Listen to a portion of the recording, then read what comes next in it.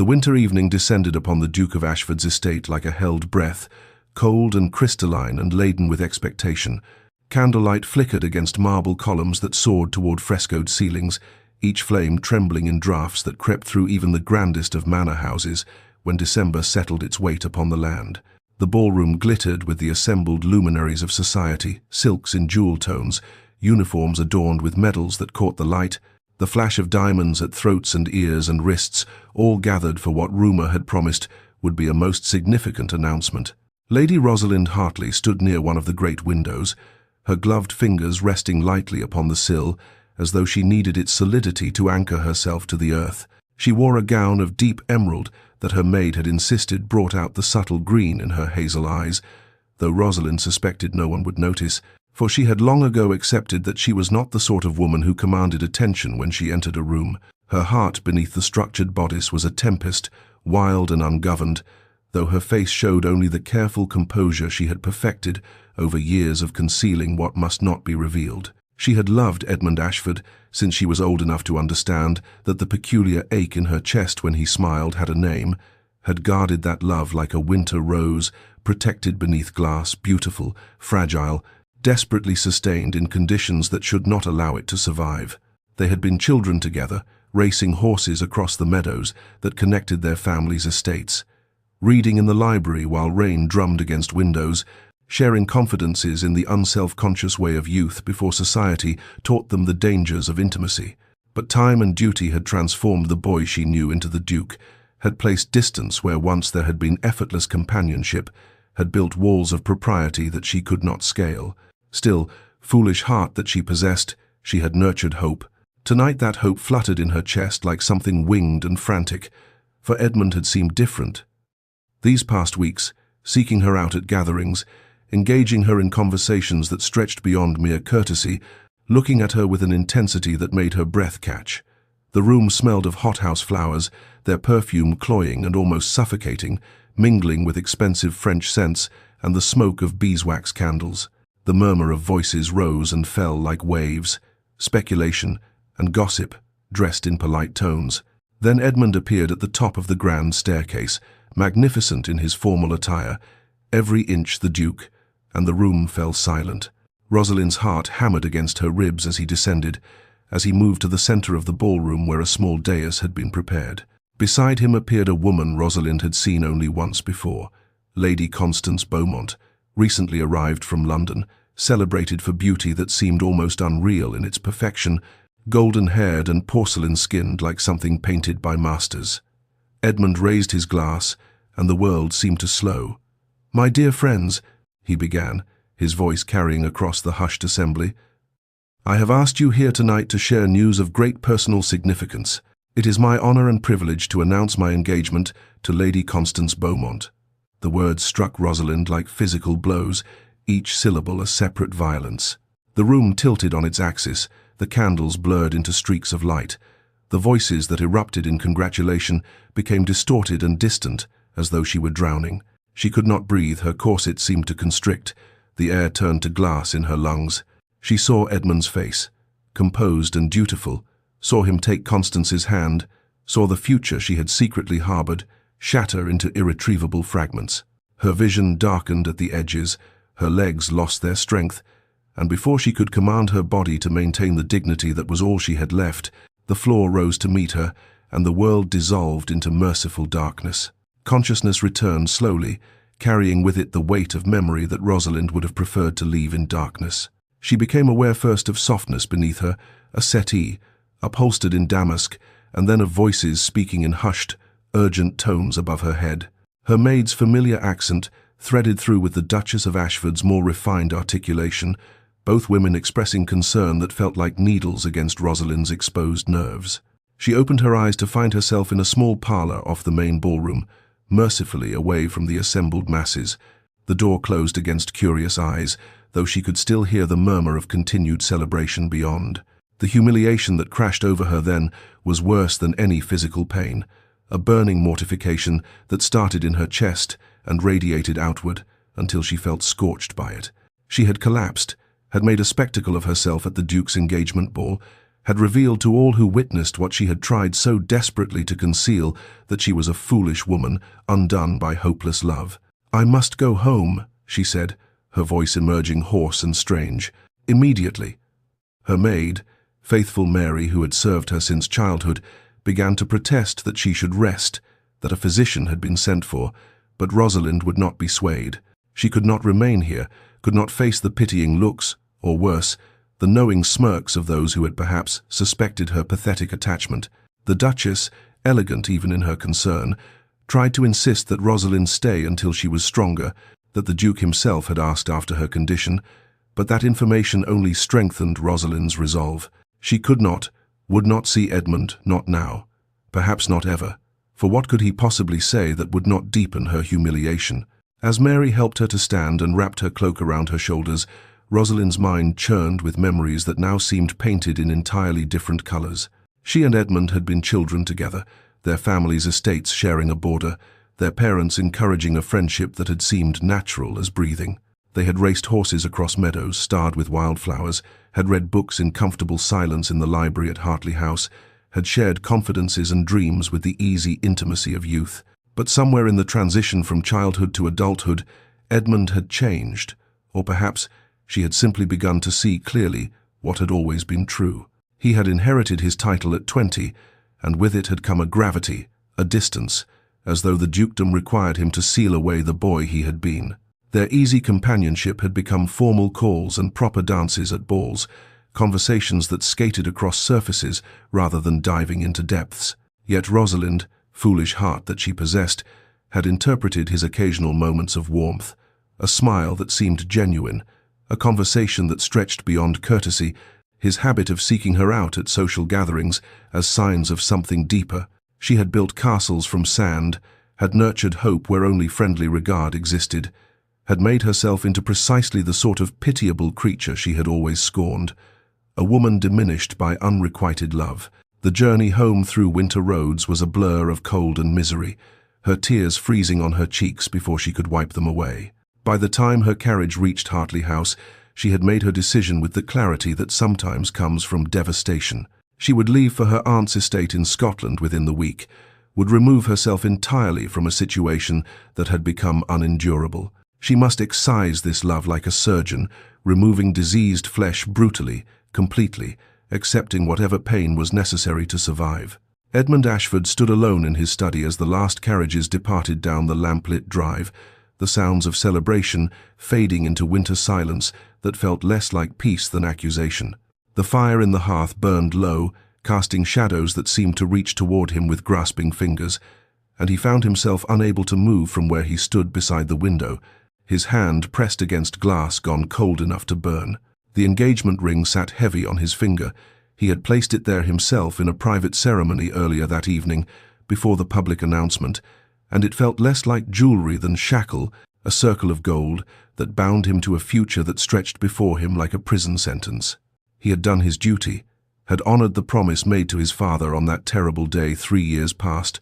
when the old Duke lay dying, and extracted from his son a vow that Edmund had believed himself honor-bound to keep, that he would marry Lady Constance Beaumont, cementing an alliance between their families that his father had negotiated in the final months of his life. Edmund had accepted this burden as he had accepted all the others that came with his title, had sealed away his own desires, such as he had allowed himself to acknowledge them, and prepared himself to fulfill obligations that transcended personal preference. But the image of Rosalind collapsing would not leave him, played again and again in his mind with excruciating clarity, the way the color had drained from her face, how her eyes had gone unfocused,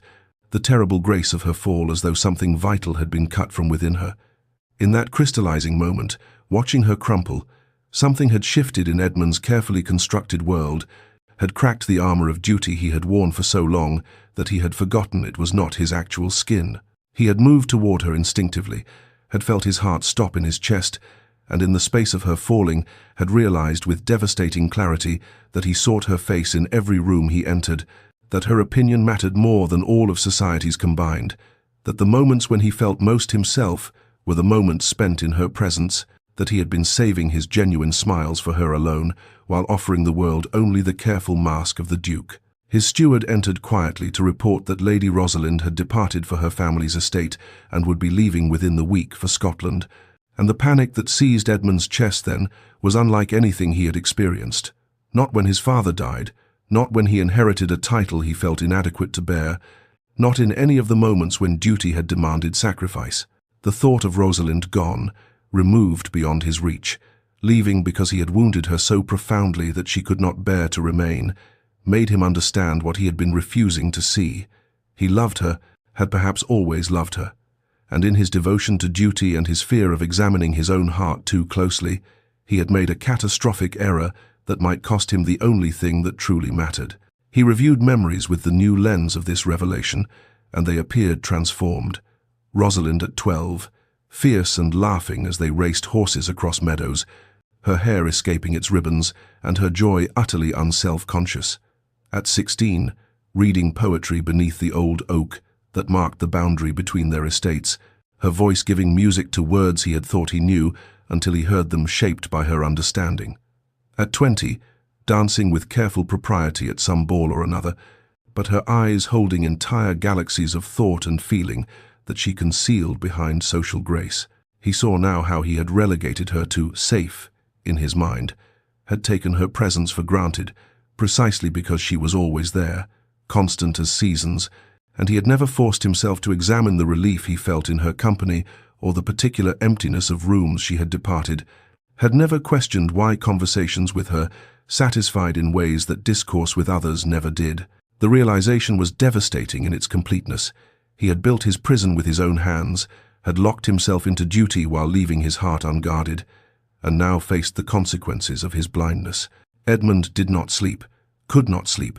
for the revelation that had seized him in his study would not release its grip, and as the hours of night stretched toward dawn, he found himself pacing the length of his private chambers like a caged animal who has suddenly glimpsed open sky beyond bars he had not known were there. The fire burned low, and he did not call for a servant to tend it, instead lighting candles with his own hands,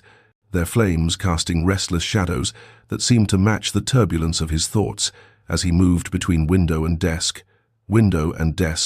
watching the darkness beyond the glass, while his mind worked through the impossible calculus of duty versus desire, honor versus heart. By 2 in the morning he had summoned his solicitor from bed, poor Henderson, arriving in hastily donned clothes with alarm written across his features, and demanded to know the legalities of breaking an engagement that had been announced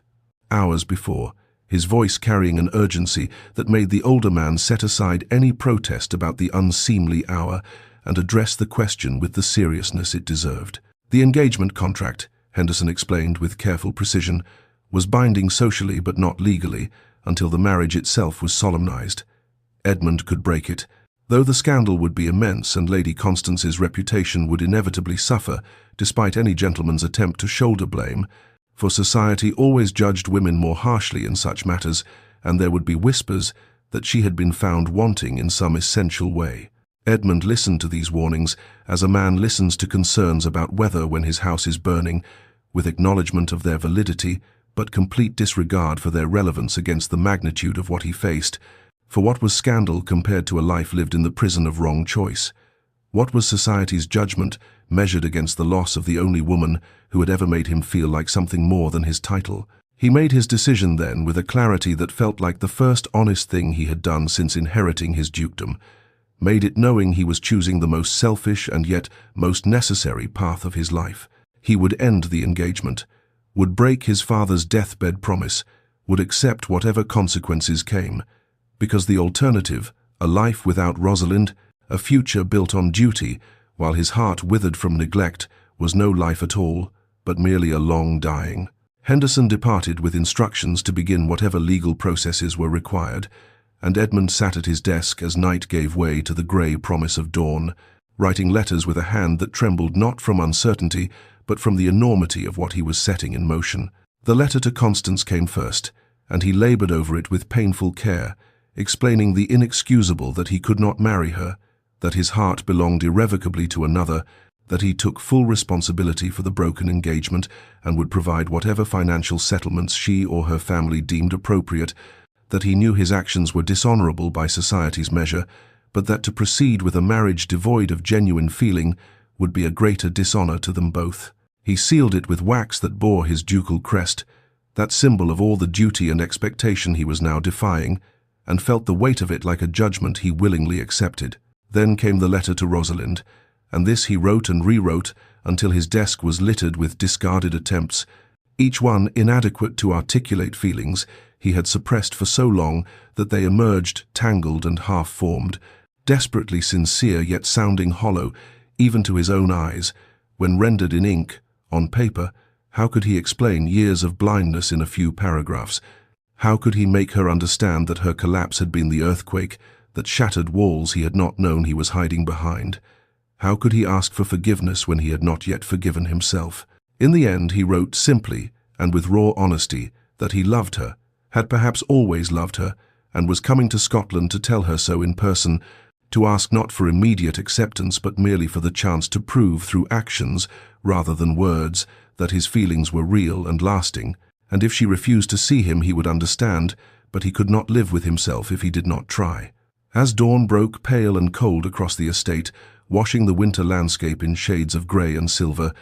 Edmund sent riders galloping toward London with his letter to Constance, and toward Scotland with news that he would follow within hours, and stood at his window watching the light grow and feeling simultaneously like a man who had just leapt from a cliff and a man who had finally, after years of confinement, remembered how to breathe. Edmund had barely finished sealing the letters and arranging for the riders when his butler arrived with information that stopped him in his tracks. Lady Constance Beaumont had arrived at the estate and requested immediate audience with His Grace, and the gravity in the man's tone suggested that refusal was not an option that would serve anyone well in the current circumstance. Edmund's first instinct was to refuse. Every moment delayed was a moment Rosalind travelled further from him, further into her exile and her pain, but he recognized that he owed Constance the courtesy of facing her directly, rather than leaving her to discover his defection through a letter delivered by proxy, however cowardly the easier path might have seemed in his urgency to depart. He received her in the morning room where pale winter sunlight did nothing to warm the chill atmosphere of anticipated confrontation, and he stood as she entered with the bearing of a man prepared to accept whatever fury she brought, knowing he deserved her anger and society's censure for breaking an engagement mere hours after its announcement. But Constance surprised him utterly, for she entered with composure rather than tears, with something that looked almost like relief rather than rage, and when she sat in the chair he offered gracefully, as she did all things, she studied him with eyes that held understanding rather than accusation.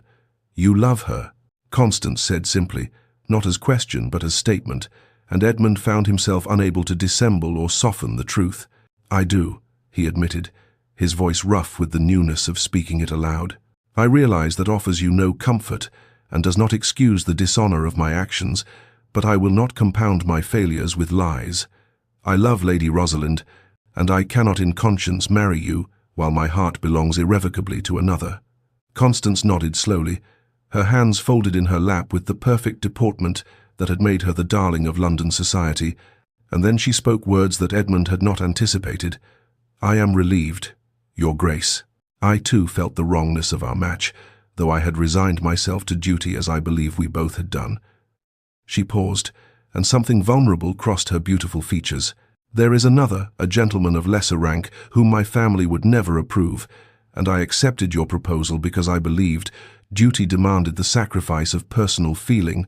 that to want more than an advantageous match was childish weakness to be suppressed." Edmund sat then, the weight of realization settling over him that they had both been prisoners of the same constraints, both trapped by expectations and family obligations that demanded the surrender of authentic feeling in service to social advantage. "I saw your face when Lady Rosalind collapsed," Constance continued, her voice soft but certain. "I recognized in your expression the mirror of my own hidden longing, the look of someone watching their heart walk away while duty holds them paralyzed. In that moment, I understood that we would both be miserable if we proceeded, that we would spend our lives as cordial strangers, sharing a name but never sharing the truth of ourselves." They spoke then with remarkable honesty, two people freed by catastrophe to acknowledge what neither had dared voice: that arranged marriages without affection were prisons that harmed everyone they touched, That duty without authentic feeling was a slow death of the spirit,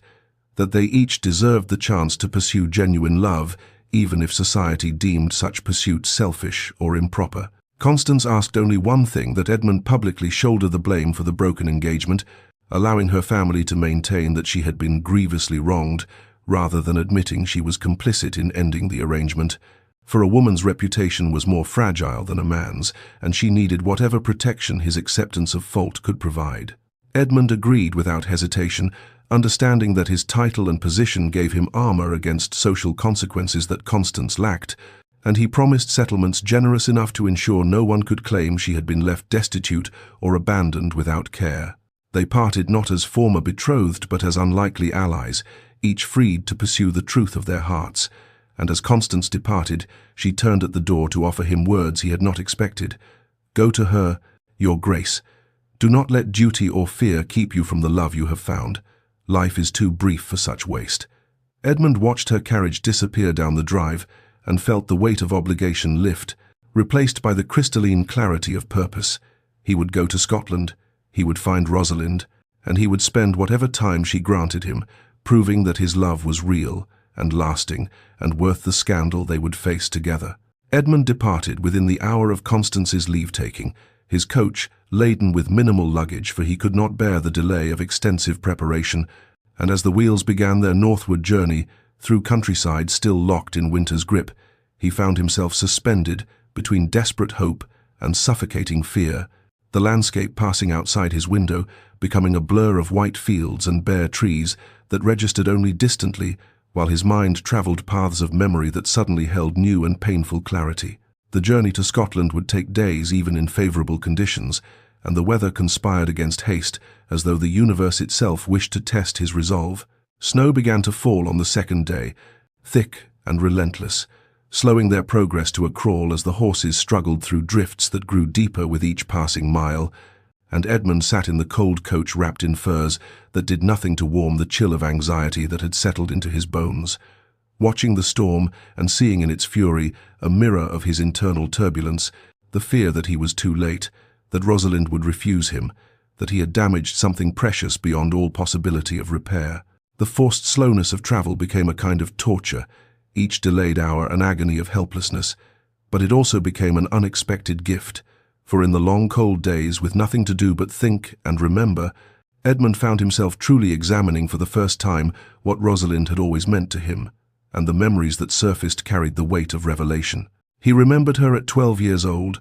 all fierce determination and wild laughter as they raced their horses across the fields between their estates,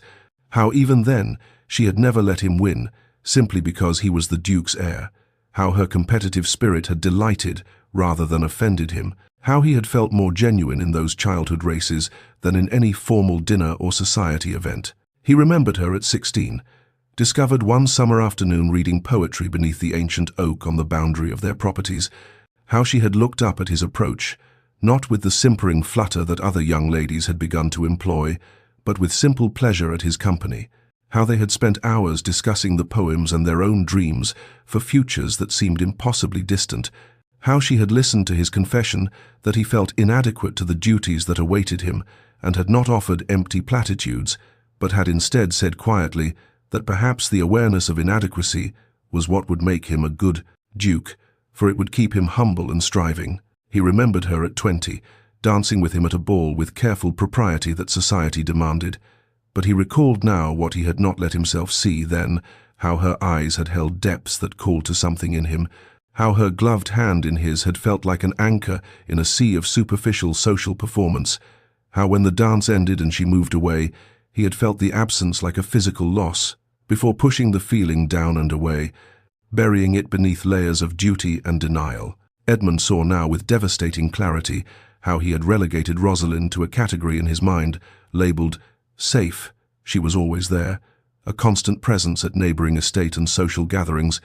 and he had taken that constancy for granted, with the thoughtless cruelty of someone who assumes the sun will always rise, never examining the relief he felt when he spotted her face in crowded rooms, never questioning why conversations with her left him feeling seen rather than performing, never acknowledging the emptiness that pervaded spaces she had departed. He had told himself their friendship was simple and uncomplicated, had convinced himself that the warmth he felt in her presence was merely the comfort of long acquaintance, had looked past her again and again in his search for whatever he thought love was supposed to be: grand passion, overwhelming attraction, the kind of romance that poetry described, and in doing so had failed to recognize that love had been quietly present all along, in every shared laugh, every honest conversation, every moment when he had been simply Edmund rather than the Duke of Ashford. The realization carried crushing guilt, for how many years had he wasted, how many opportunities had he missed to speak the truth of his heart, how deeply had he hurt her through his blindness, and the fear that gripped him as the coach struggled through another snowdrift was not merely that she would refuse him, but that he had no right to ask anything of her at all, that he had forfeited through neglect and thoughtlessness any claim to her affection, that he came to her now not as a worthy suitor, but as a desperate man who had finally recognized the treasure he had been discarding and wanted belatedly to reclaim it. By the time the coach crossed into Scotland on the 4th day of travel,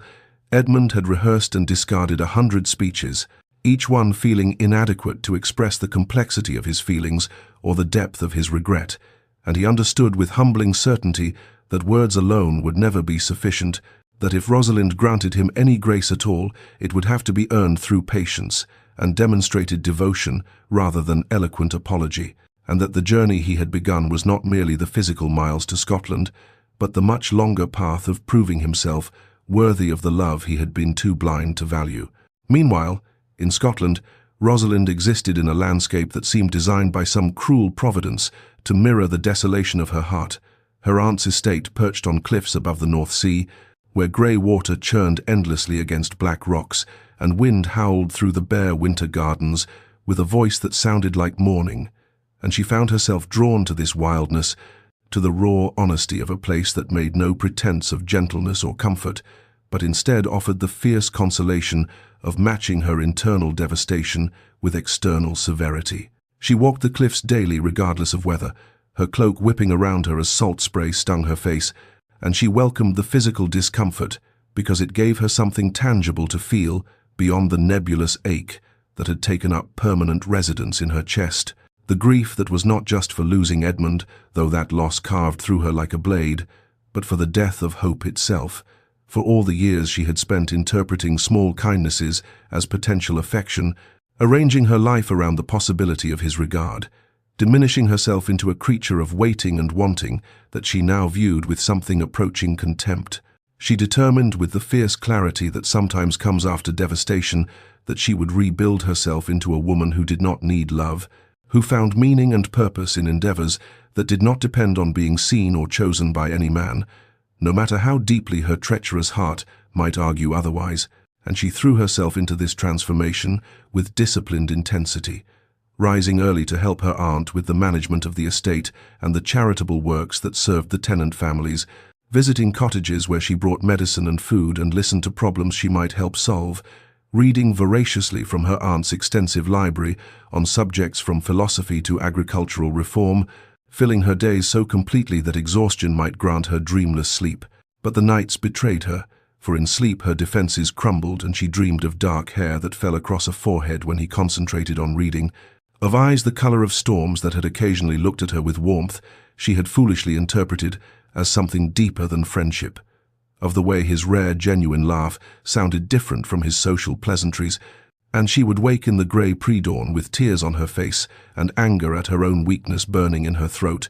furious that her heart refused the reasonable commands her mind issued, that love apparently could not be excised through will alone, no matter how determined the surgeon. Her aunt, Lady Margaret Sutherland, watched her niece's struggle with the wisdom of someone who had herself survived heartbreak and emerged whole if scarred, and though she offered no empty platitudes about time healing all wounds or there being other fish in the proverbial sea, she provided steady presence and occasional observations that Rosalind filed away, even when she could not yet accept their comfort. And the days accumulated into a week, and then 2, and Rosalind began to believe that perhaps survival was possible, even if happiness seemed a country she would never again visit, that she could build a life of purpose and meaning, even if it would always carry the shadow of what she had hoped for and lost, never knowing that even as she walked those desolate cliffs, trying to scour away her longing,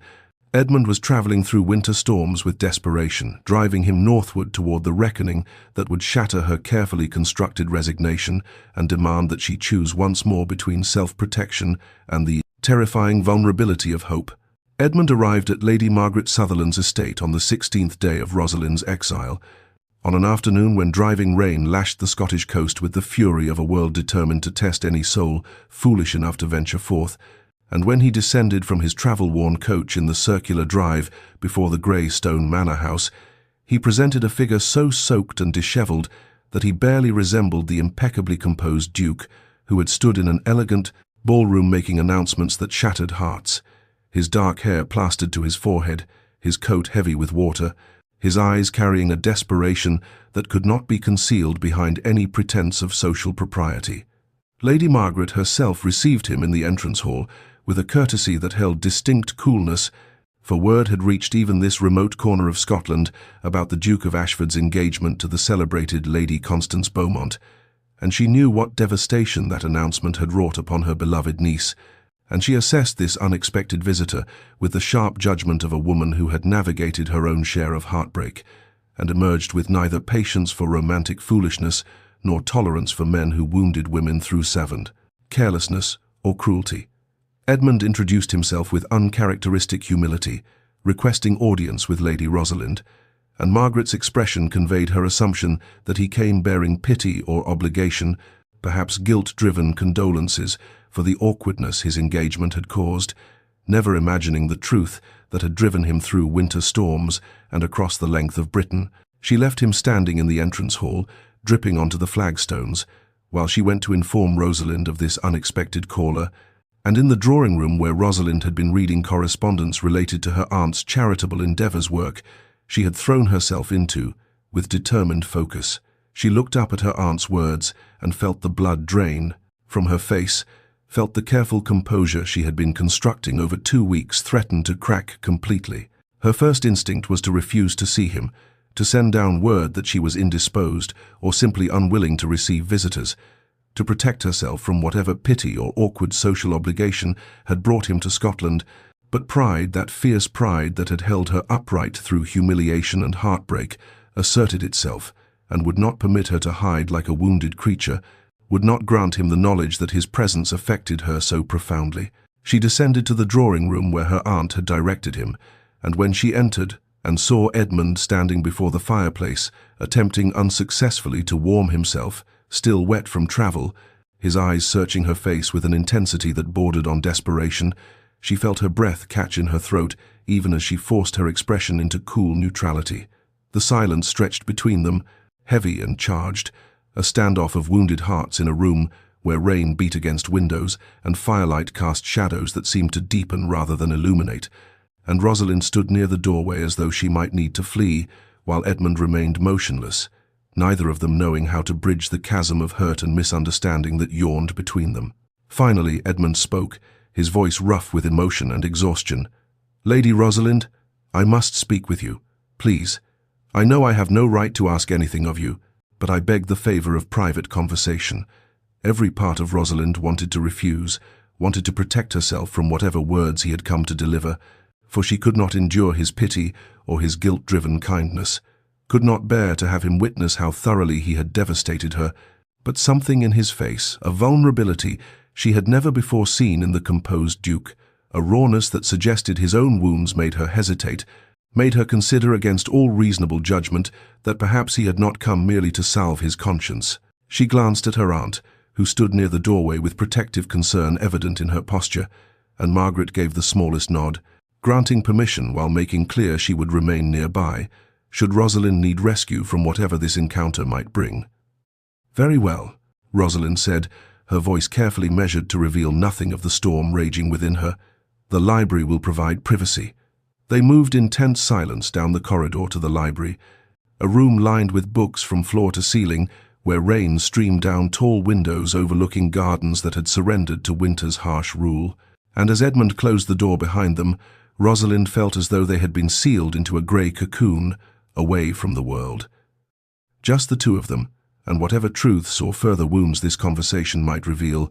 and she wrapped her arms around herself like armor and waited for him to speak words she was certain would break her heart anew. Edmund did not know where to begin, and the library that had seemed a refuge now felt like a chamber designed specifically for this confrontation, for the speaking of truths that might heal or irrevocably damage whatever fragile connection remained between them, and he began to pace with the restless energy of a man who had rehearsed 1,000 speeches during his journey north, only to find every carefully chosen word inadequate, now that Rosalind stood before him with her arms wrapped defensively around herself and her eyes guarded against whatever pain he might inflict. He stopped before the rain-streaked windows, his back to her as he gathered courage, then turned to face her with an expression that held none of the ducal composure she had always known, but instead revealed something raw and uncertain. "The engagement is ended," he said, the words emerging with quiet finality. "Annulled by dawn," after the announcement. Rosalind felt her heart lurch violently in her chest,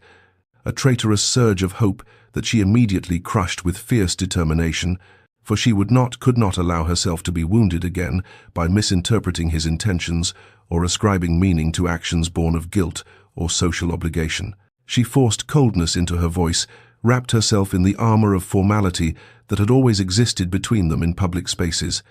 "I do not require a report of your affairs, Your Grace." The title struck him visibly, a flinch that he could not quite conceal, for it placed distance between them that felt like miles rather than the few feet of Turkish carpet that actually separated them,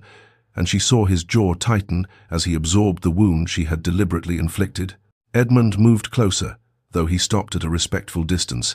and began to speak with halting difficulty about his father's deathbed promise made years ago when he was barely 20, about the engagement contract signed when Constance was still a child in the schoolroom, and he, a young man who believed duty was the highest calling, about how he had compartmentalized his life into obligations that must be fulfilled and desires that must be suppressed until he no longer knew how to examine his own heart or name his own feelings. Rosalind listened with her arms still wrapped around herself like armor, her mind screaming at her not to soften, not to let his explanations breach the walls she had constructed during 2 weeks of grief and determination, for she could not survive having hope kindled only to be extinguished again. "Why are you telling me this?" she asked, and the question emerged sharper than she intended, edged with all the pain she was trying so desperately to conceal. "What possible purpose does it serve to come here and explain the circumstances of your broken engagement? Do you imagine I require consolation, Your Grace? Do you think I collapsed from some schoolgirl infatuation that needs your gentle management?" The words hung between them, heavy as the storm that battered the windows, and Edmund's composure, that careful control he had maintained even while speaking of duty and promises, finally cracked, his face transforming with an anguish that could not be feigned or manufactured for social purposes, and when he spoke again, his voice shook with years of repressed emotion breaking free. "I am telling you because I could not let you go on believing because you deserve to know." He stopped, drew a ragged breath, then continued with the desperate honesty of a man who had nothing left to lose. "Why am I telling you this? Because it matters, Rosalind. Because you matter. Because I have been the greatest fool in England, and I could not bear for you to think that your pain was inconsequential or that you were not seen." The use of her given name without her title, the breaking of formal address, felt like a physical touch, intimate and shocking, and Rosalind felt her carefully maintained coldness waver even as she fought to maintain it. Edmund's composure, that careful control that had defined him for as long as Rosalind had known him, the ducal mask that he wore like armor in every ballroom and drawing room, shattered completely, and the words came in a rush, like years of repression, breaking through a dam that could no longer contain the flood. "Because when you fell, my world stopped. Because in that moment when you collapsed and I thought you might be truly harmed, I understood with terrible clarity that nothing else mattered, not duty, not promises made to the dead, not society's expectations or my father's wishes. Nothing mattered except that you were hurt, and I had caused it." He moved closer, though he did not presume to touch her, his hands clenching and unclenching at his sides, as though he wanted to reach for her but knew he had forfeited that right. "Because I have been a fool, Rosalind, the greatest fool in England. I have taken the sun for granted and called it ordinary, simply because it rose faithfully every morning. I relegated you to safe, In my mind you were always there, always constant, and I never examined why your presence brought me peace, or why rooms felt empty after you left them, or why I sought your face in every crowd." His voice broke slightly, raw emotion stripping away the formal cadences of aristocratic speech. "I have loved you, Rosalind, perhaps all my life. Perhaps since we were children racing horses across fields between our estates. Perhaps since you were 16 and read poetry beneath the oak tree and I thought I had never heard words sound so alive. Perhaps since you listened to my fears about inadequacy and never once made me feel less than whole. I have loved you, and I have been too bound by duty and fear and blindness to name it, even to myself." The words filled the library like something physical, impossible to recall or unsay, hanging in the air between them with all the weight of confession and vulnerability, and Rosalind felt tears threaten behind her eyes, even as she fought desperately to hold them back, to maintain some fragment of the protective armor she had wrapped around her wounded heart. "You cannot do this," she whispered, and her voice shook despite her efforts to control it. "You cannot arrive here with pretty words and expect—" "I expect nothing," Edmund interrupted, and the fierceness in his voice was not anger, but desperate sincerity. "I have no right to expect anything from you. I have hurt you unforgivably. I stood in that ballroom and announced an engagement to another woman while you were standing there hoping, and I knew you were hoping. Rosalind, some part of me always knew, and I was too much a coward to acknowledge it, because acknowledging it would have required me to examine my own heart and admit that I had been living a half-life, fulfilling obligations while denying myself any true feeling." He drew a shaking breath, his eyes never leaving her face. "But I could not let you believe, I could not bear for you to go on thinking that you were not seen, not treasured, not loved beyond all reason and sense. You are the most remarkable woman I have ever known, and I have been too blind and too bound by duty to tell you so. And even if you send me away now and never wish to see me again, you deserve to know that you matter, that you have always mattered, that losing you would be losing the best part of myself." The scene was raw and intimate, the formal language they had always maintained between them breaking down into essential emotion, and Rosalind felt her carefully constructed defenses wavering, felt hope that dangerous, painful hope she had tried so desperately to extinguish flickering to life again in her chest like a candle flame that refused to be snuffed out no matter how fierce the wind that battered it. But Rosalind did not collapse into his arms, did not allow the declaration she had longed to hear for years to sweep away the very real pain that had carved itself into her heart like words etched in stone, for the narrative honored her wound and her need for self-protection, understood that love, however genuine it might be now, could not simply erase the humiliation and grief she had endured, and she stepped back from him, with her arms still wrapped defensively around herself, as though she might physically hold her breaking heart together through sheer will. "You speak of love," she said, and her voice trembled with barely contained emotion. "But do you understand what these years have cost me? Do you comprehend what it meant to hope, Edmund? To interpret every small kindness as potential affection, every smile as secret regard, every moment of conversation as something that might mean more than mere friendship." The words came faster now, years of silent suffering finding voice at last. "I made myself foolish for you. I became a woman I despised, waiting, always waiting, hoping, diminishing myself to fit into whatever small space you might offer me in your life. I attended every social gathering where you might be present. I wore colors I thought you might notice. I read books on subjects that interested you so that I might have something worthwhile to say in conversation. I shaped myself around the hope of being seen by you, and all the while you were bound to another, and I was making myself into a fool." Her voice broke on the final word, and she turned away from him, facing the rain-streaked windows, so he would not see the tears that finally escaped, despite her fierce efforts to contain them. "When you announced your engagement to Lady Constance, it was not merely disappointment. I felt it was the death of hope itself, the extinguishing of a light I had carried for so long that I no longer knew how to exist in darkness.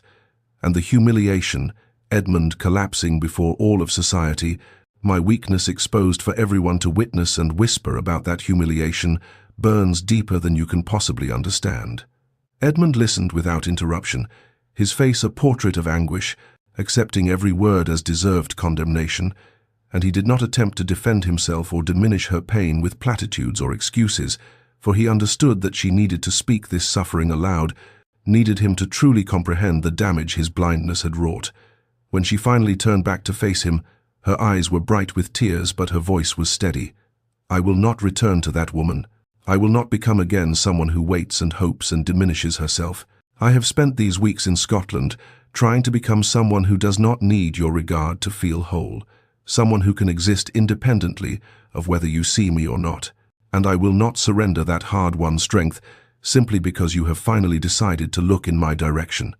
Edmund remained still, his hands at his sides, making no move to approach her or touch her, respecting the physical distance she maintained between them. "You were never foolish," he said quietly, and his voice carried none of the desperate urgency of his earlier confession, but instead held simple, sincere conviction. "I was blind. I was trapped by duty and fear and my own inability to examine what I truly felt. The fault, all of it, lies with me, and you should not trust me easily, Rosalind. I do not ask for immediate forgiveness or acceptance, for I have not earned either." Rosalind studied his face, searching for any hint of manipulation or performance, but found only raw honesty and remorse. "Then what do you ask?" she demanded, and the question emerged as both challenge and genuine inquiry, for she needed to understand what he truly wanted from this confession, what possible path forward he imagined after causing such profound hurt. Edmund drew a slow breath, and when he spoke again, his voice held a steadiness born of absolute conviction. The desperate urgency of his earlier confession now channeled into something more deliberate and considered, for he understood that Rosalind needed not passionate declarations, but rather something concrete and tangible, a path forward that honored both her pain and the fragile possibility that still existed between them. "I ask for the opportunity to court you properly, not as we have existed before, not as childhood companions who drifted into comfortable familiarity, but as a man who wishes to win the regard of the woman he loves." He moved slightly closer, though still maintaining the physical distance she had established, respecting her boundaries even as he offered his proposal. "I will remain in Scotland. If you permit it, I will take rooms at the village inn and call upon you properly, with all the formality and intention that courtship requires. You will dictate the terms entirely, the pace, the frequency of visits, the activities we share. If at any moment you wish me gone, if you find my presence burdensome or my attentions unwelcome, you need only say the word, and I will leave immediately and never trouble you again." His eyes never left her face, searching for any sign of receptivity to this unprecedented offer, for he was proposing something that flew in the face of every social convention. A duke courting a woman who had already been humiliated by his previous engagement, staying in a small Scottish village rather than attending to his estates and social obligations, subjecting himself entirely to her judgment and terms. "I ask for the chance to demonstrate through actions, rather than words, that my feelings are genuine and enduring. To show you that I see you, that I value you, that I choose you not out of guilt or temporary passion, but out of love that has finally been acknowledged and named. I ask for time to prove myself worthy of your trust, though I know I may never fully succeed." Rosalind stood silent for a long moment, her arms still wrapped protectively around herself, her face a battlefield of conflicting emotions that Edmund could read as clearly as he had once failed. To read her hopes, she was torn, genuinely torn between the self-protective instinct to send him away and never risk such pain again, and the part of her that had loved him since childhood, the part that wanted desperately to believe that this transformation was real and lasting, rather than merely the guilt-driven impulse of a man who had suddenly recognized the consequences of his blindness. The rain continued its steady percussion against the windows, sealing them in this moment of decision, and Edmund waited without speaking further, knowing that anything more he said would be pressure rather than invitation, would tip from petition into manipulation, and he had meant what he said. She must be entirely free to choose, must feel no obligation or coercion, must come to him only if she truly wished to, only if she believed the possibility worth the risk. Finally, Rosalind spoke, and her voice was cautious but not entirely closed. 1 week. I will grant you 7 days to demonstrate whether these feelings you profess are genuine or merely the product of shock and guilt and temporary conviction that will fade when you return to your familiar life and obligations. Edmund's heart leapt with hope he barely dared to feel, but he kept his expression controlled, serious, understanding that this was not victory, but rather the granting of an opportunity he had not earned and must now prove himself worthy of receiving. 7 days. I ask nothing more, and I am grateful beyond measure for even that much. I will not waste a single moment of the time you have granted me. He inclined his head with genuine respect, acknowledging both her authority in this arrangement and his gratitude for her willingness to allow him any chance at all. And Rosalind saw in that gesture something she had never witnessed before. Edmund, the Duke of Ashford, bowing not out of social convention, but out of authentic regard for her, treating her not as lesser or subordinate, but as someone whose judgment and choice held profound importance, and that small gesture did more to crack her defensive armor than all his passionate declarations had accomplished, for it suggested that perhaps, just perhaps, something fundamental had truly shifted in how he saw her and valued her place in his life. The first morning Edmund arrived at the estate, the sky had cleared to that peculiar Scottish brightness that makes everything appear sharp-edged and vivid,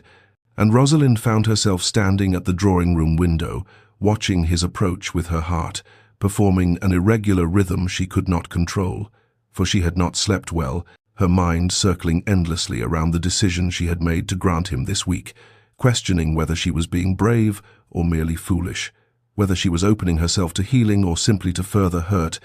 He came on foot rather than by carriage, she noticed, and he carried a small parcel wrapped in brown paper, and when her aunt's butler showed him in, Rosalind saw that his face held both hope and uncertainty, as though he too had spent a sleepless night contemplating the significance of this opportunity and the multitude of ways he might fail to prove himself worthy of it. "Good morning, Lady Rosalind," he said, and the formality of the address was deliberate. She understood he was giving her the respect of proper courtship, treating this as a beginning rather than a continuation of their old familiar friendship. "Good morning, Your Grace," she replied, and offered him tea, and they sat in the drawing-room with careful space between them while her aunt worked at embroidery in the corner, serving as chaperone and silent observer. Edmund presented the parcel with an almost shy gesture. "I recalled that you favor chocolate, particularly the variety with orange essence. The village confectioner assured me this was made fresh yesterday. It was a small thing, this gift not extravagant or showy, not the sort of grand gesture a duke might use to overwhelm with his wealth and position, but it demonstrated that he had remembered something specific about her preferences, had paid attention to details she had not thought he noticed, and Rosalind felt something tight in her chest loosen slightly as she accepted it with genuine thanks. They walked that afternoon, Edmund offering his arm with careful courtesy as they traversed the path along the cliffs, and Rosalind found herself testing him in small ways, watching how he responded to silence, whether he felt compelled to fill every pause with words, or whether he could simply exist beside her in companionable quiet. "Tell me about your work with your aunt's tenants," he said, and the request surprised her, for it was not the sort of topic she expected him to consider worthy of discussion. Most men of his rank regarded such charitable efforts as merely decorative accomplishments for women, pleasant activities to occupy otherwise idle time. But Edmund listened with genuine attention as she described the families she had visited, the struggles they faced, the small ways she had been able to help, and he asked thoughtful questions that demonstrated he understood the complexities of rural poverty and estate management, and more than that, he treated her observations and insights as valuable rather than merely charming. The second day brought clouds that threatened rain but never quite delivered, and Edmund arrived again in the morning, this time with no gift, but rather a question that cut more deeply. "I must know, Rosalind, do I misunderstand the magnitude of the scandal I have created? Do you resent that my broken engagement has made you the subject of gossip and speculation?" Rosalind appreciated the directness of the inquiry, the way he did not shy away from difficult topics or pretend that consequences did not exist, and she answered with equal honesty. "I would be lying if I said I welcomed society's attention, but I learned something when I collapsed at your engagement ball. I learned that I had already become the subject of pity and speculation. The poor Lady Rosalind, who clearly harbored hopeless feelings for the Duke. At least now, if there is gossip, it is because you have chosen me, rather than because I was pathetic enough to love where I was not loved in return." Edmund flinched at her words, at the reminder of how completely he had failed to see what everyone else had apparently observed, But he did not deflect or make excuses. The social consequences are severe. I will not minimize them. But Rosalind, they are utterly inconsequential compared to the prospect of a life without you in it. Society's approval or disapproval means nothing if I have lost you. They walked further that day, past the section of cliff where the path became narrow and rocky, and when Rosalind stumbled slightly on loose stones, Edmund's hand came to her elbow instantly, steadying her with a touch that was both gentle and sure, and she found herself noticing the small things, the way he looked at her, as though she were the only thing in focus, while the landscape blurred around her, the way he laughed at her sharp observation about the absurdity of society's rules with genuine delight rather than polite tolerance, the way he spoke of his own fears and flaws with uncommon honesty, as though he trusted her enough to show her the uncertainty that lived beneath his ducal composure. And with each accumulated moment, each small gesture of attention and regard, Rosalind felt the defensive walls she had constructed beginning to show small cracks, light seeping through gaps she could not entirely seal against the possibility that perhaps, just perhaps, this transformation in Edmund was genuine and lasting, rather than temporary and guilt-driven. On the third morning, clouds hung low and heavy over the Scottish coast, turning the sea to hammered pewter, and when Edmund arrived, Rosalind found herself speaking before she had fully decided to, the words emerging from some deep place of vulnerability she had tried to keep sealed. I need to understand something. Why would you want me? I am not beautiful like Lady Constance. I do not shine in society. I am too bookish, too sharp-tongued, too much myself to be the sort of wife a duke should have. Edmund stopped walking, turned to face her fully, and the expression on his face was fierce, almost pained. Rosalind, your intelligence challenges me in ways that make me better rather than merely comfortable. Your genuine nature is a respite from society's endless artifice. Do you know how exhausting it is to live among people who say nothing they mean and mean nothing they say? Your face is the one I seek in every crowd, every ballroom, every gathering, because it is the only face that has ever felt like home to me. He stepped closer, his voice dropping to something more intimate. And you are beautiful, though I suspect you have never believed it, because your beauty is not the obvious sort that society celebrates with such tedious predictability. It is in the way your eyes light with passion when you speak of something that matters to you, in the strength of your profile when you stand at the cliff's edge, in the curve of your smile when something genuinely amuses you, rather than when you smile out of mere politeness. Rosalind felt heat rise in her cheeks, unused to being seen with such particularity, and Edmund continued, his own vulnerability now matching hers. I have my own inadequacies, my own sense of being insufficient. Do you know what it is like to inherit a title at 20, to suddenly be responsible for thousands of acres and hundreds of people who depend on you, to sit in Parliament among men twice your age who assume you are merely decorative? I have spent years feeling like an imposter playing a role, trying to live up to my father's legacy and never quite succeeding. He reached for her hand, then hesitated, asking permission with the gesture, and when she gave the smallest nod, he took it gently. With you, I am simply Edmund, not a duke, not a symbol of propriety or duty or ancient lineage, simply a man who is most himself in your presence, who does not have to perform or pretend, who can admit his fears and flaws and know that he is seen truly and not judged wanting. The intimacy of this confession, the way he had met her vulnerability with his own, rather than deflecting or offering empty reassurances, touched something fundamental in Rosalind, and she squeezed his hand in response, a small gesture but one that acknowledged what was building between them. The fourth day brought unexpected sunshine, brilliant and warm enough that Edmund proposed they ride as they had in childhood, and Rosalind's aunt provided horses from her modest stable, and they set out across the moors with a freedom that had been impossible in the careful formality of the previous days. Race me to that far ridge, Rosalind challenged, and without waiting for agreement she urged her mount forward, leaning low over its neck, and she heard Edmund's startled laugh behind her before the thunder of his horse's hooves joined hers. The wind tore at her carefully pinned hair, sending it streaming behind her, and she felt wildly, impossibly alive, all the grief and caution of recent weeks stripped away by speed and sunshine and the pure physical joy of the ride. Edmund pulled nearly even with her, and she glanced sideways to see his face transformed by exhilaration, years of ducal restraint abandoned to boyish delight, and she urged her horse faster, competitive spirit rising, and when she reached the ridge first, barely, by perhaps a length, she threw her head back and laughed with triumphant joy, and Edmund reined in beside her, breathing hard, his own laughter joining hers, and in that moment something shifted fundamentally between them, the careful courtship giving way to genuine partnership,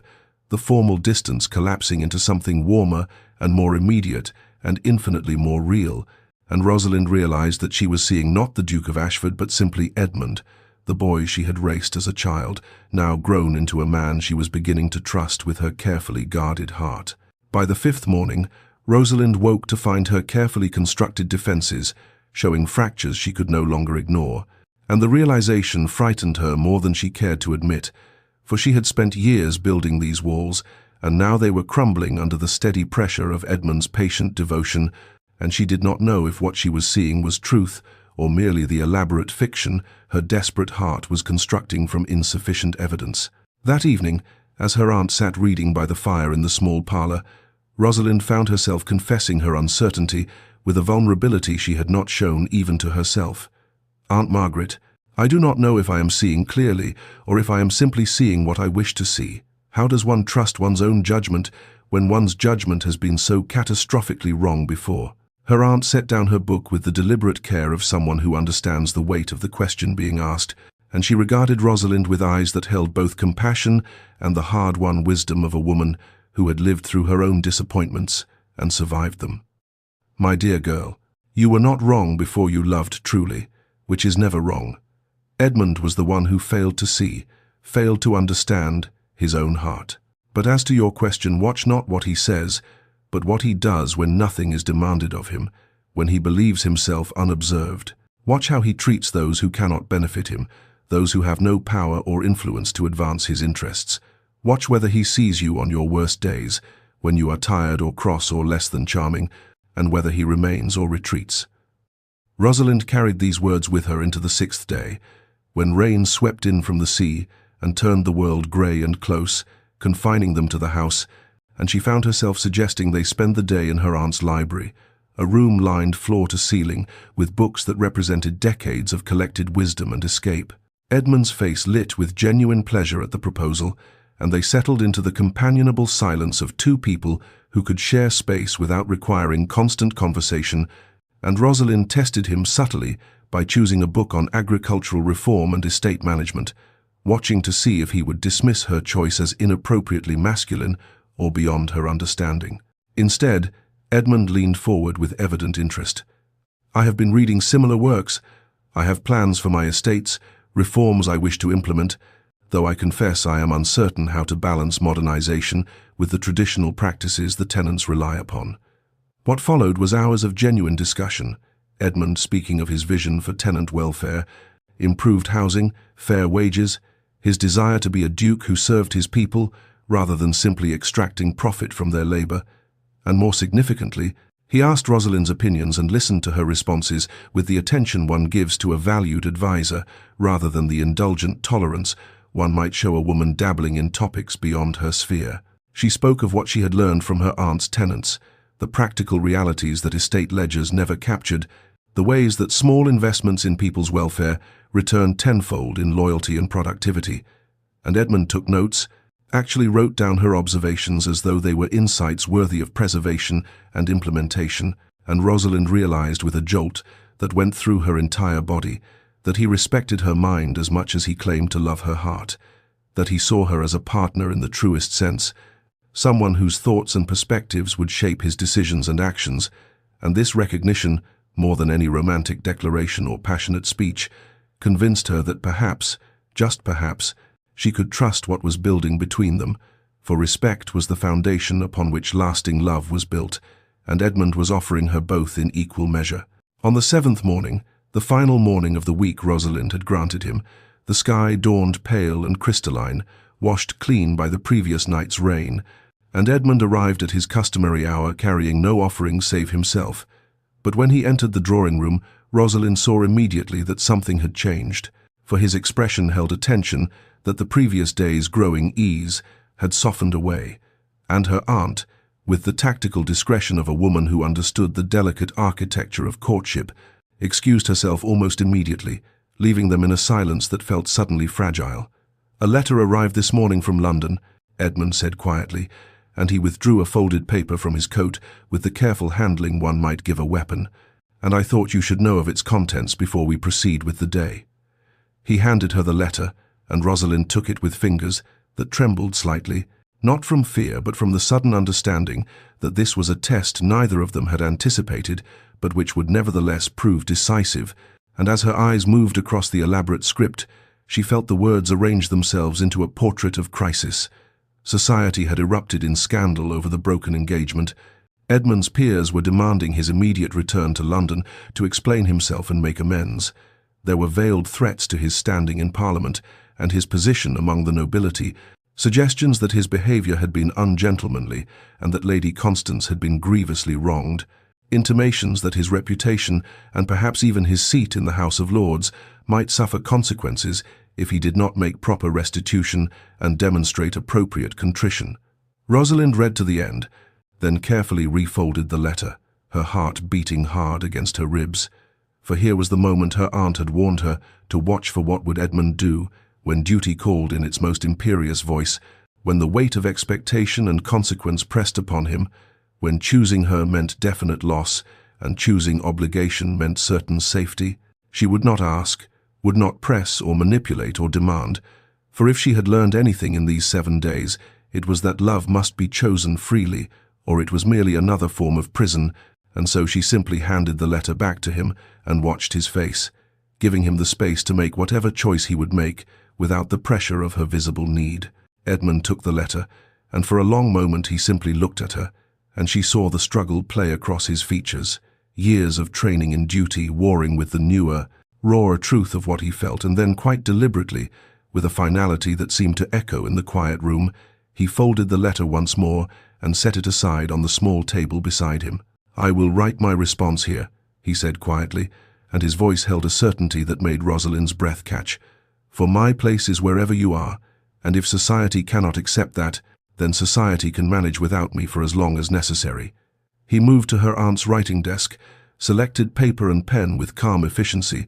and began to write, while Rosalind stood motionless, watching as he chose her not because she had asked or demanded or manipulated, but because when faced with the choice between her and everything else, he had decided she was worth the cost of everything else, and the letter he composed, which he did not hide from her view but rather wrote with transparent honesty, stated plainly that he would not be returning to London, that he stood by his choice to end his engagement to Lady Constance, that he would face whatever social or political consequences resulted, and that those who wished to withdraw their support or friendship were free to do so, for he had found something more valuable than their approval, and he would not surrender it to appease their sense of propriety. When he finished, he sealed the letter, set it aside for posting, and turned back to Rosalind, and she felt the last of her carefully constructed walls collapse like a fortress whose defenders had finally, gratefully, laid down their arms, for he had passed the test she had not named, but which mattered more than all the others combined. He had chosen her when it cost him something real, when it would have been easier and safer to choose otherwise, and that choice, made without coercion, in the clear light of consequence, told her everything she needed to know about whether his love was genuine or merely the romantic impulse of a guilty heart. That evening, as the sun descended toward the western horizon and painted the wild Scottish coast in shades of amber and rose, Rosalind found herself walking beside Edmund along the cliff path they had traversed so many times over the past week. But tonight, the familiar route felt transformed into something ceremonial, as though they were processing toward some irrevocable threshold, and the wind that swept up from the churning sea below carried the salt-sharp scent of both ending and beginning. They walked in silence for a time, each step bringing them closer to the promontory, where land met sky in a dramatic convergence, and Rosalind felt the weight of the week pressing upon her 7 days that had rebuilt what years had broken, that had shown her not the Edmund she had imagined loving, but the Edmund who actually existed, flawed and vulnerable and real. And she knew with a certainty that had nothing to do with girlish fantasy and everything to do with hard-won understanding, that she stood at a moment of choice that would define the shape of her entire life. When they reached the cliff's edge, where the land dropped away into grey-green water, and the sky stretched infinite above them, Rosalind stopped and turned to face him, and the words she had been composing all day finally found their way into the open air. I have loved you since I understood what love meant. Edmund, since I was barely old enough to name the feeling that made my heart race when you entered a room, that made every moment in your presence feel more vivid and every moment apart feel diminished. That has not changed, though I desperately wanted it to, though I tried with every ounce of will I possessed to excise that love like a surgeon removing diseased tissue. She saw him begin to speak and raised her hand gently to still him, for she needed to finish this accounting, needed to speak all of it while she had the courage. You hurt me terribly, not through cruelty or malice, but through blindness, and perhaps that makes it hurt more rather than less, to know that I was so thoroughly unseen by the person I most wanted to be visible to. The scar of that will not simply vanish, Edmund. It will be part of me, part of us, if we become an us. And you need to understand that there will be days when that old wound aches, when my trust wavers, when I need reassurance that I am not simply convenient or comfortable, but genuinely chosen. Edmund nodded, his face grave with acceptance, not trying to minimize or dismiss what she was telling him, and this acknowledgement of her pain, rather than defensiveness against it, steadied something in Rosalind's chest, gave her the courage to continue. But you have shown me this week that you see me, truly see me, not as an ornament or a helpmate or a solution to the problem of securing an heir, but as myself, Rosalind, with all my peculiarities and sharp edges and inconvenient opinions. You have listened when you did not have to, stayed when it would have been easier to leave, chosen me when that choice cost you something real. She felt tears gathering but did not try to stop them, for they were not tears of weakness but of truth finely spoken. And I find that I still believe in the possibility of us, despite everything, despite all my very rational fears and all the excellent reasons my mind can produce for protecting myself. My heart apparently has more courage than my mind would advise, or perhaps it is simply more foolish. I cannot yet tell the difference. Edmund reached for her hand slowly, telegraphing his intention, asking permission with his eyes before touching her, and when she gave the smallest nod, he took her hand with a reverence that made her breath catch, holding it as though it were something infinitely precious and infinitely fragile. I will spend my life earning your trust, Rosalind, not just this week, but every day forward. When the old wound aches, I will be patient. When you need reassurance, I will provide it, not with resentment, but with gratitude that you are willing to risk your heart again, despite having every reason not to. The sun had nearly reached the horizon now,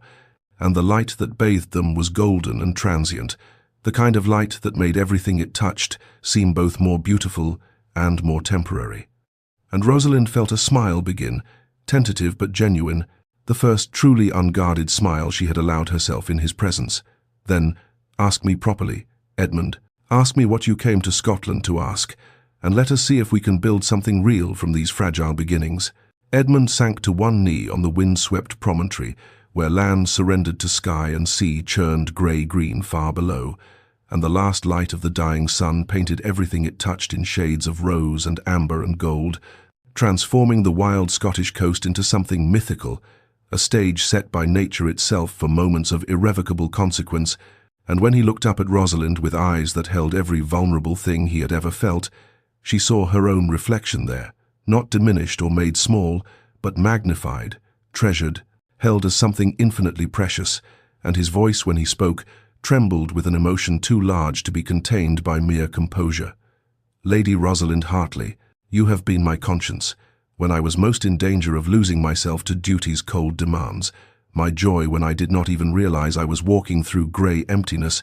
my home, when every grand estate felt like nothing more than an elaborate prison, even when I was too foolish, too blind, too bound by fear and obligation to recognize what you meant to me, what you have always meant. He paused, gathering himself, and she could see him struggling to articulate something for which formal language seemed suddenly inadequate, the careful words of their class failing before the immensity of what needed to be expressed. You are the bravest, most remarkable woman I have ever known, brave enough to love when it brought you only pain, brave enough to guard your heart when I finally came to claim it, brave enough to risk hope again when every rational instinct must have screamed at you to protect yourself, and I do not deserve you, Rosalind. I know that with a certainty that will never leave me, but I will strive every day of my life to become a man who could possibly be worthy of the extraordinary gift of your love." From within his coat, he withdrew a ring, and Rosalind saw immediately that it was not the ostentatious diamond one might expect a duke to offer, not some massive stone meant to display wealth and status, but rather a band of warm gold set with a sapphire, the deep blue of September skies, her birthstone, she realized with a catch in her throat, something chosen specifically for her, personal and thoughtful, and entirely Edmund, the man rather than the title. "Will you marry me, Rosalind? Not because of duty or arrangement or social expectation, not because it makes sense on paper or satisfies our family's ambitions, but because I love you with everything I am and everything I hope to become, because I choose you consciously and gratefully and completely above all else, above reputation and convenience, and the approval of a society that values propriety more than truth." The question hung between them, crystalline and perfect, and Rosalind felt tears spill hot down her cheeks, but these were not the tears of sorrow that had marked so many nights since the ball, not the tears of humiliation or grief or hope, dying slowly in darkness. These were tears of joy, of relief, of a future suddenly blooming, possible and real before her, and her voice when she found it was first a whisper, then growing stronger, more certain. "Yes, yes, Edmund, I will marry you."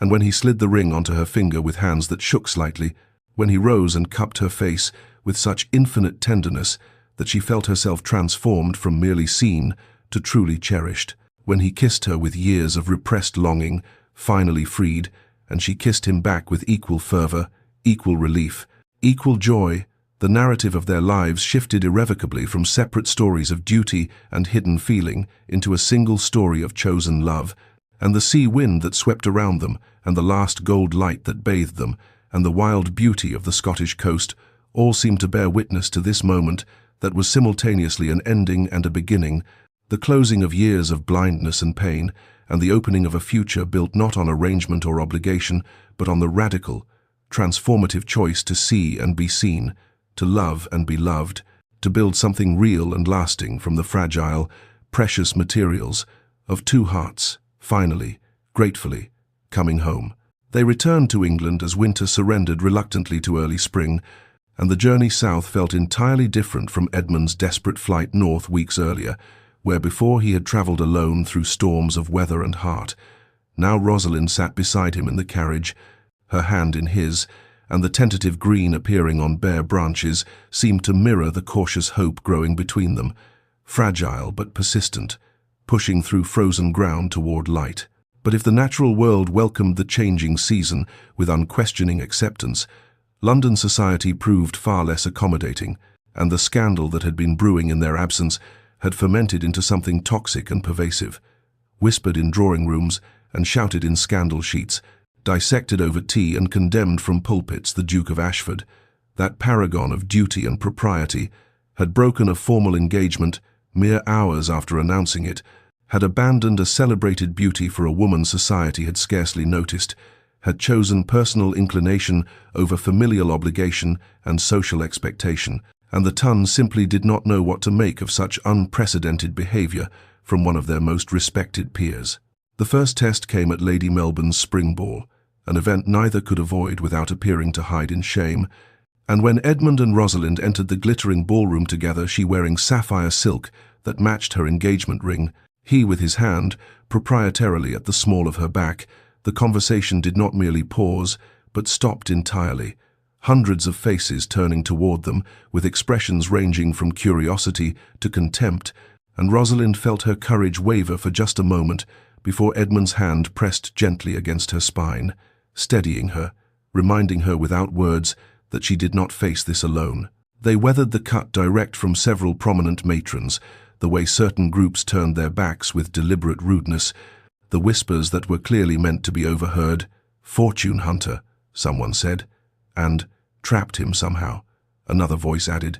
and "poor Lady Constance, humiliated so publicly." But Edmund's response to each slight was the same calm dignity, making clear through posture and unwavering attention to Rosalind that his choice was final and unregretted, that no amount of social pressure would alter what had been decided in Scotland on windswept cliffs far from London's judgment. Then, like a ship changing course in response to shifted wind, the entire evening transformed when Lady Constance Beaumont herself entered the ballroom on the arm of a gentleman, society recognized as Thomas Barnaby, second son of Baron Wessex, respectable but hardly a spectacular match, and Constance's face glowed with such unmistakable happiness that it rendered her celebrated beauty almost incandescent, and she walked directly across that silent, watching ballroom to where Edmund and Rosalind stood, isolated, and extended her hands to them both with genuine warmth. "Your Grace," she said to Edmund, loudly enough that those nearby could hear clearly. "And Lady Rosalind, I am so pleased to see you both looking so well, and I must take this opportunity to publicly express my gratitude for your honorable handling of what could have been a most difficult situation, for you recognized what I was too bound by duty to acknowledge, that we would have made each other perfectly miserable, and you had the courage to act on that recognition, freeing us both to find our true happiness." She turned then to introduce Mr. Barnaby, who bowed respectfully, and Constance's voice carried across the attentive ballroom as she continued. "I am delighted to announce my own engagement to Mr. Barnaby, whom I have loved since we were children but thought myself too ambitious to accept, and I have the Duke of Ashford to thank for showing me that duty without authentic feeling serves no one, that we owe ourselves and those we promise ourselves to the truth of genuine affection rather than the hollow performance of appropriate matches." The effect was immediate and dramatic if Lady Constance herself harbored no resentment, if she publicly endorsed the broken engagement as mutually beneficial, if she stood before society glowing with her own scandalous love match and credited Edmund with liberating rather than humiliating her, then the narrative society had been constructing collapsed entirely and reformed into something else, something almost romantic, and by the time the ball ended, whispers had shifted from condemnation to cautious approval, from scandal to love story.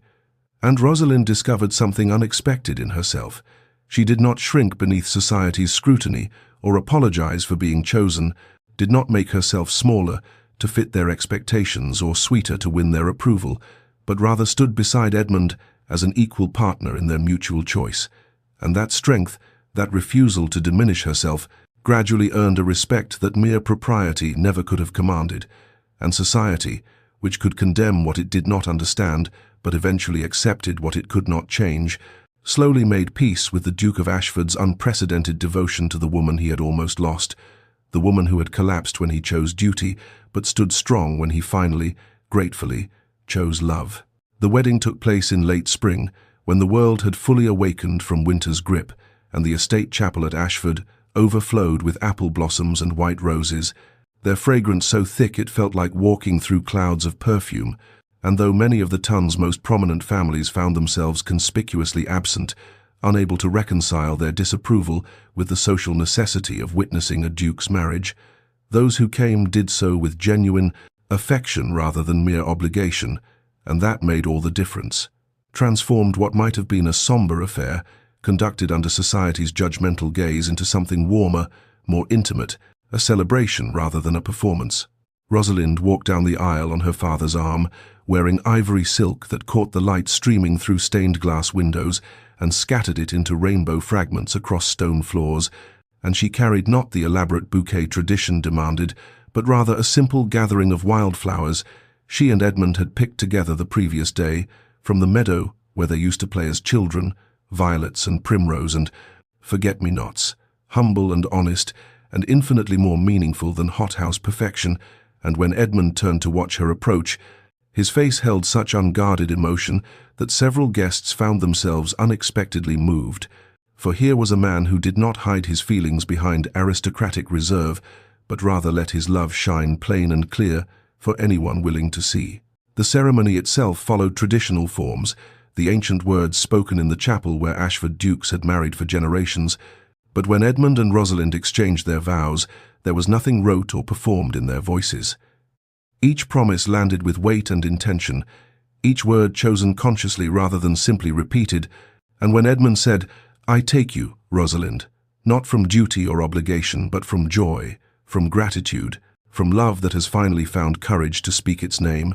There was not a dry eye among those gathered, for they were witnessing something increasingly rare in their world of arranged marriages and strategic alliances. Two people binding themselves together because they genuinely chose each other, because they had counted the cost and decided that whatever society might say or scandal might threaten,